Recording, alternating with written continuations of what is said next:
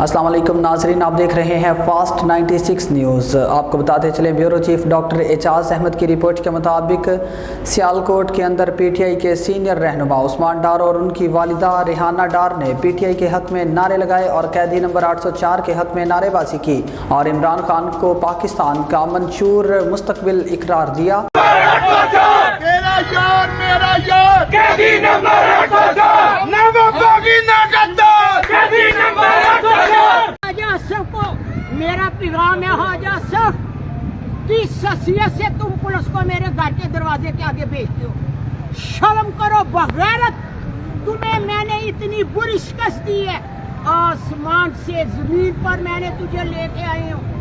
کوئی عزت نہیں شہر سیالکوٹ کے بہادر بیٹے بیٹیاں ماما بہنا ماں کے ساتھ کھڑے ہیں اور کھڑے رہیں گے۔